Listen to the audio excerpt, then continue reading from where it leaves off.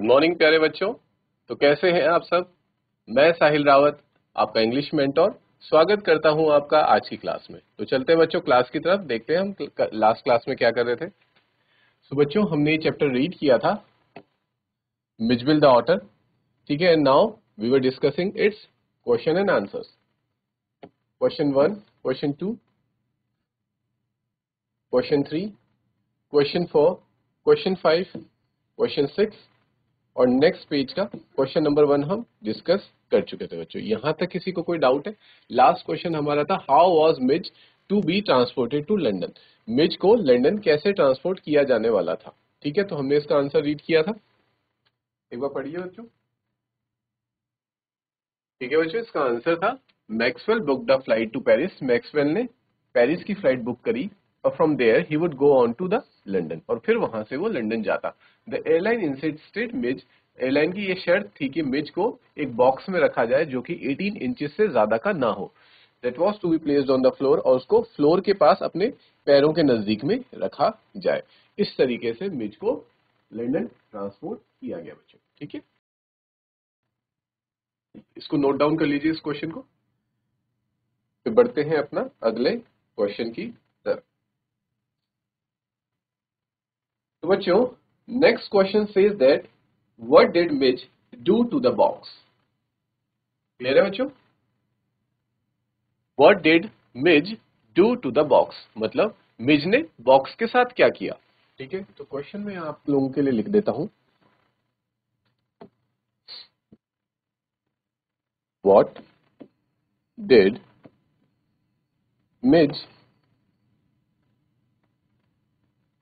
Do to the box.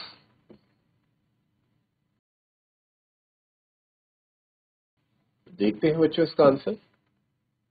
The box was lined with metal sheet, ठीक है। Box पे क्या लगा हुआ था? मेटल की शीट लगी हुई थी, मेटल की एक परत थी। Midge did not find it comfortable, Midge को वो आरामदायक नहीं लग रही थी, ठीक है। जो बॉक्स में मेटल शीट थी वो मिज को परेशान कर रही थी, आरामदायक नहीं लग रही थी। कंफर्टेबल मीन्स आरामदायक।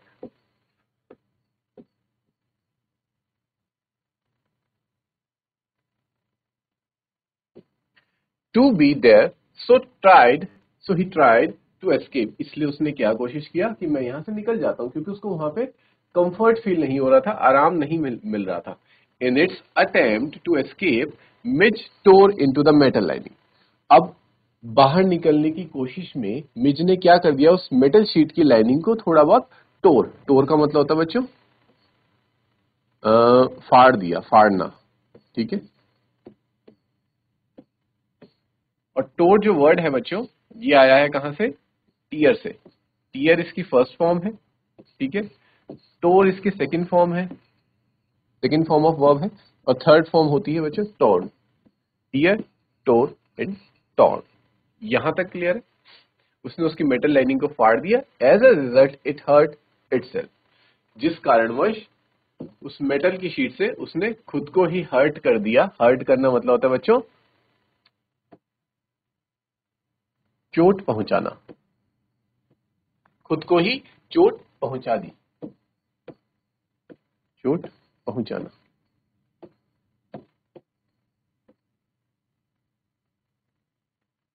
एंड स्टार्टेड ब्लीडिंग, और क्या होने लगा? चोट पहुंचाई और ब्लीडिंग स्टार्ट हो गई उसको, ठीक है। खून बहना शुरू हो गया।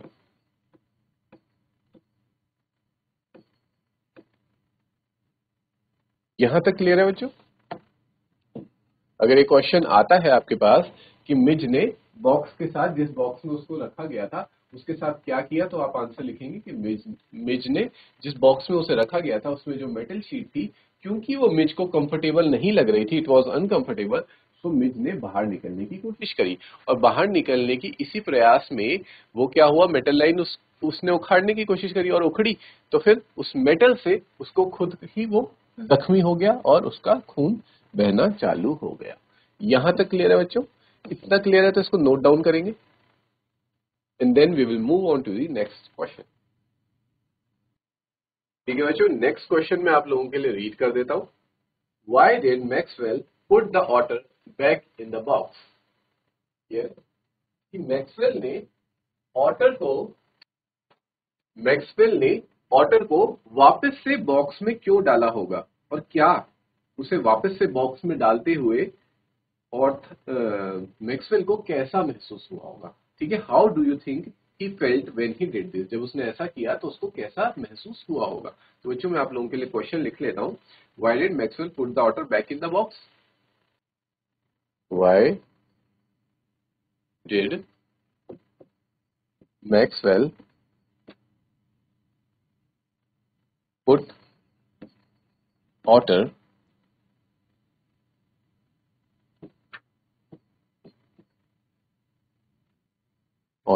back in the box.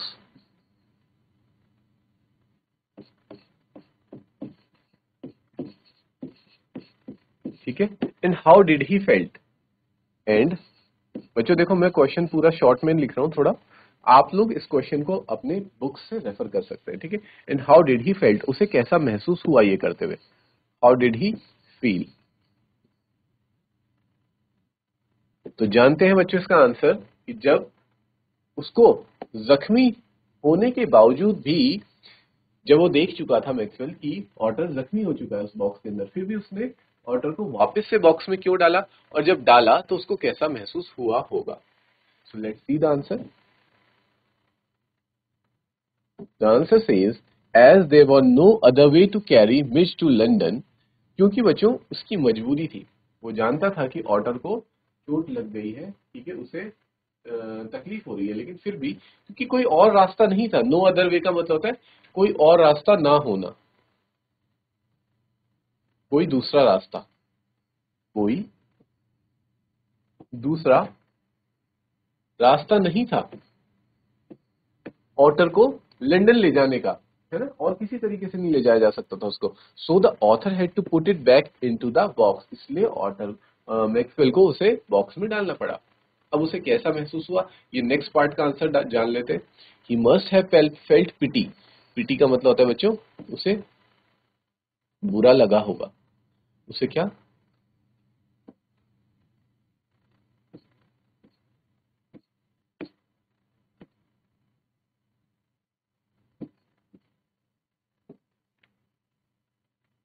Pity means उसे बुरा लगा होगा ऐसा करते वक्त. ठीक है. On the way the otter had hurt itself. क्यों, क्योंकि ऑटर ने अपने आप को क्या कर दिया था, हर्ट कर दिया था, चोट पहुंचा दी थी. Moreover he must be worried as well. और साथ ही साथ वो चिंता में भी होगा, उसे चिंता भी हो रही होगी. भले उसने उसको बॉक्स में डाल दिया, लेकिन उसे चिंता होगी कि ऑटर कैसा होगा बॉक्स के अंदर. ठीक है बच्चों, यहां तक क्लियर है. Is there any doubt till here. ठीक है बच्चों, यहां तक आपने नोट डाउन कर लिया, तो let's move on to the next question which says, let me recite it for you. Question कहता है बच्चों, why does Maxwell say the air hostess was the very queen of her kind. ठीक है, तो Maxwell ऐसा क्यों कहता है कि एयर हॉस्टेस जो थी was very queen of her kind. ठीक है, तो मैं इस क्वेश्चन को पहले लिख लेता हूं, then we will see the answer. Why Maxwell says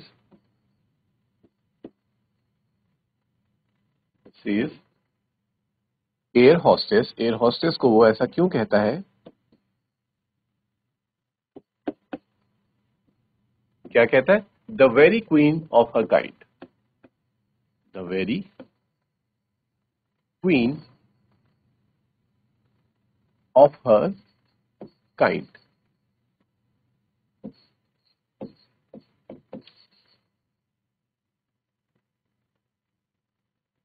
clear है बच्चों.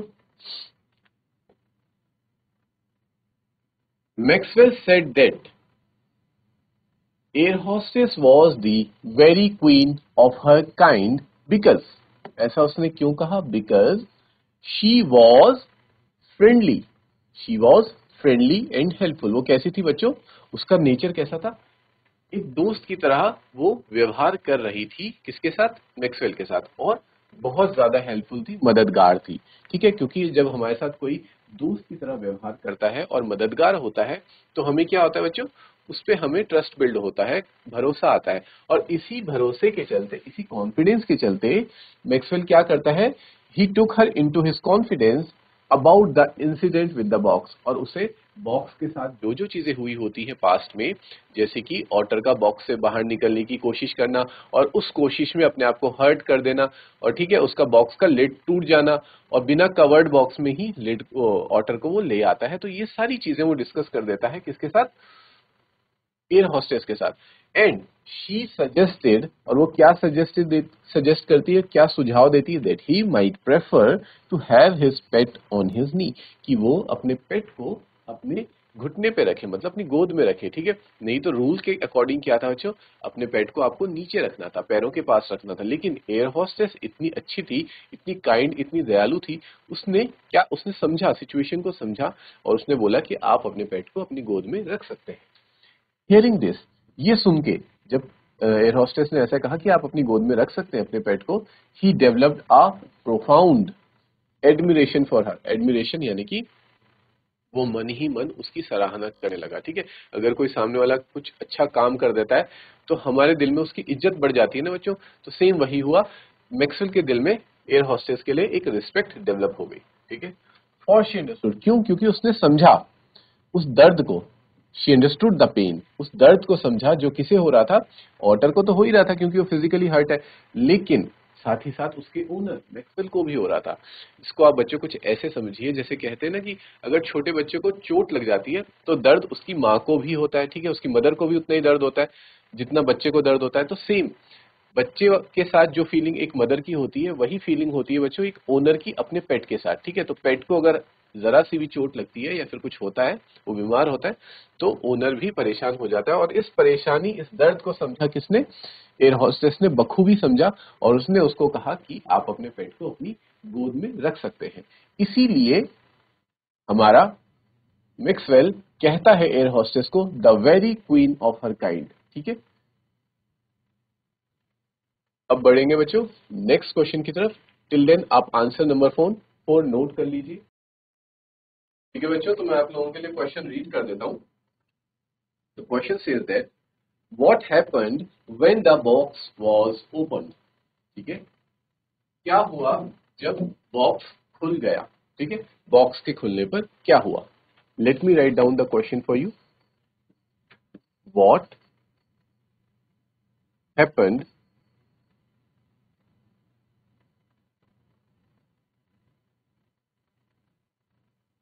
when box was opened।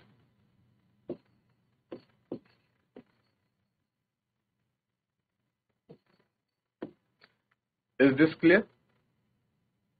Let's see the answer.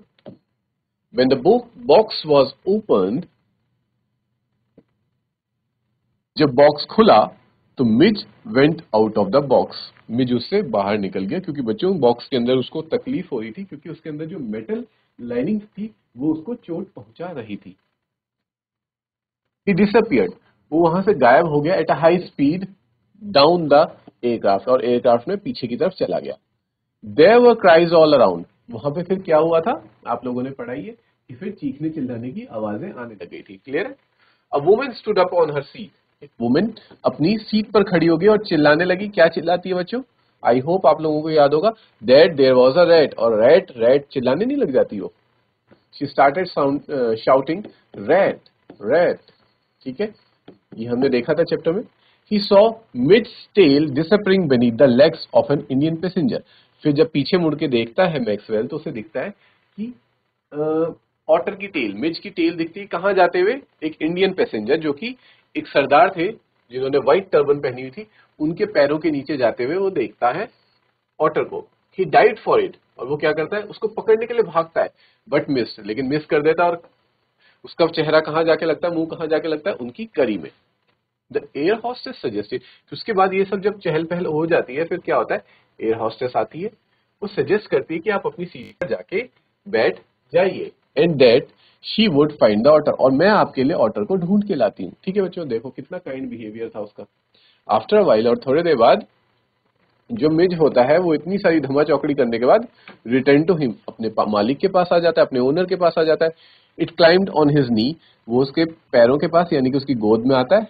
Begin to rub its nose, और अपनी नोज को रब करने लगता है उसके चेहरे पे, मैक्सवेल के चेहरे और गर्दन के पास। ठीक है, जैसे कि हमारे पेट्स करते ही है ना, अपना प्यार शो करने के लिए, अपना अफेक्शन शो करने के लिए अपनी नोज को रब करते हैं हमारे फेस पे और हमारी नेक पे। ठीक है बच्चों, यहां तक क्लियर है? तो हमने देखा कि जब बॉक्स खुला तो क्या क्या चीजें हुई। ठीक है, इसे नोट डाउन करेंगे। कितना क्लियर है बच्चों आप लोगों को? तो बढ़ते हैं नेक्स्ट पेज के ओरल कॉम्प्रिहेंशन चेक क्वेश्चंस की तरफ। ठीक है, the question says what game had Mij invented, Mij ने कौन से गेम का इन्वेंशन किया था। ठीक है, जानेंगे इसका आंसर, उससे पहले मैं क्वेश्चन लिख देता हूं। व्हाट गेम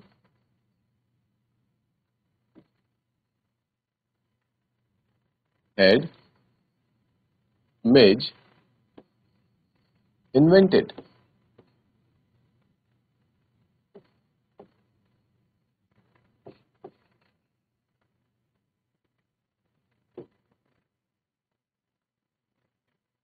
ठीक है, आंसर देखते हैं इसका। Mij had invented a game with ping pong ball. ठीक है, ये बात कहाँ की हो रही है बच्चों? जब वो लंदन पहुंच गए थे। ठीक है, लंदन पहुंचने के बाद की बात है, वहीं जाके तो उसने पिंग पोंग वाला गेम इन्वेंट किया था। आपको याद होगा, हमने चैप्टर में पढ़ा था। He would put the ball, वो क्या करता था, बॉल को सूट केस के एक एंड पे रखता था जहां पे कि एक स्लॉपिंग लिड थी। ठीक है, और and then grab it as it ran to the other end. ठीक है, हमने देखा था ना, इस तरह से वो सूटकेस को रखता था, इस एंड पे बॉल को यहाँ पे लेड के सहारे रखता था, ला के रखता था, और फिर वो बॉल नीचे की तरफ आती थी, फिर उसको जाके पकड़ता था फटाफट से, और फिर वापस ऊपर लाता था, और फिर वो नीचे आती थी, फिर उसको आके पकड़ता था। तो इस तरह का गेम उसने कुछ इन्वेंट कर लिया था। We discuss this is in the chapter. Note it down, then we will move to the next question. बच्चों, let's move on to the next question. Next question कहता है कि व्हाट आर कंपल्सिव हैबिट्स। वो compulsive habits क्या थी जो कि otter ने डेवलप कर ली थी। व्हाट डज मैक्सवेल से आर द कंपल्सिव हैबिट्स, वो उनके बारे में क्या बताता है। ठीक है, फर्स्ट स्कूल चिल्ड्रन की कंपल्सिव हैबिट्स क्या थी, और सेकंड मिज की कंपल्सिव हैबिट्स क्या थी। ठीक है बच्चों, तो जानते हैं इसका, इस क्वेश्चन का आंसर। मैं यहाँ पे थोड़ा सा आपको क्वेश्चन बता देता हूँ। What were compulsive habits, what were, आप इस क्वेश्चन को बच्चों रेफर करेंगे अपनी बुक से। What were compulsive habits, compulsive habits क्या थी। ठीक है, और किन किन की बात हो रही है, एक बच्चों की और एक मिज की। ठीक है, फर्स्ट है हमारा चिल्ड्रन, स्कूल चिल्ड्रन, और दूसरा है मिज। फर्स्ट है हमारा स्कूल चिल्ड्रन की कंपल्सिव हैबिट्स क्या थी, और दूसरा है मिज की कंपल्सिव हैबिट क्या थी। कंपल्सिव हैबिट किसे कहते हैं बच्चों? ऐसी हैबिट, ऐसी आदत जो कि वो करते ही करते थे, वो तो मतलब एक कंपल्शन था। ठीक है, नेसेसरी था, वो करना ही करना है, ऐसी कोई अगर आदत होती है उसको हम कंपल्सिव हैबिट कहते हैं बच्चों। क्लियर है? तो जानते हैं इसका आंसर।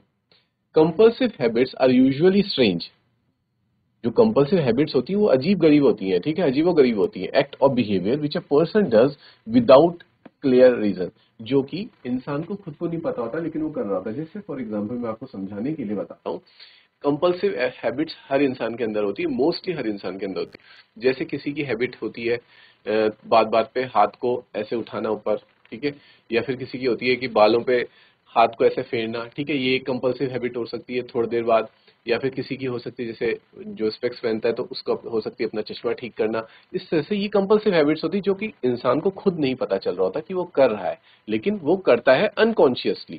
ठीक है, तो these are the compulsive habits. Clear है बच्चों? On the way to and from school, जो बच्चे स्कूल जाते थे और स्कूल से घर आते थे, children make it a habit to place their feet exactly on the centre of each paving block. ठीक है, हमने पढ़ा था जब बच्चे स्कूल से घर आते थे और घर से स्कूल जाते थे, तो उनकी एक आदत बन गई थी कि वो जैसे ब्लॉक्स थे ना चलने के लिए, तो उनके सेंटर पे पैर रख के चलते थे, बिल्कुल सेंटर पे पैर रखते थे। बिल्कुल बीच में, ठीक है। सिमिलरली उसी तरीके से मिज ने भी उनको देखा होगा और उसने एक हैबिट डेवलप कर ली to jump on the school wall. उसने हैबिट क्या डेवलप करी थी कि उनके घर के बगल में जो एक वॉल थी वो उसको जंप करता था हमेशा, and go galloping all along its length of 30 yards, और उसके ऊपर जंप करता था और उसी के ऊपर चल चल के जाता था आगे, ठीक है। So this was the habit develop by the Miz. बच्चों की हैबिट थी कि वो ब्लॉक्स के सेंटर में कूद कूद के जाते थे, और मिज ने हैबिट डेवलप कर ली थी कि वो रास्ते में जो स्कूल पड़ता था उस स्कूल की वॉल पे वो चढ़ जाता था और उसी के ऊपर रेंग के गिलॉप करते हुए आगे बढ़ता था। यहां तक क्लियर है बच्चों आंसर? ठीक है, तो आप नोट डाउन कीजिए इसको और फिर हम बढ़ेंगे नेक्स्ट क्वेश्चन की तरफ। आई होप बच्चों आपने नोट डाउन कर लिया होगा। तो ये कुछ क्वेश्चंस थे जो हमने आज की क्लास में डिस्कस करे। अभी कुछ और क्वेश्चंस रह गए हैं, नेक्स्ट क्लास में भी हम बाकी के सभी क्वेश्चंस को डिस्कस कर लेंगे, then we will start a new chapter. Till then बच्चों जितना करा है आप उसको रिवाइज करें। Have a good day, take care of yourself, thank you.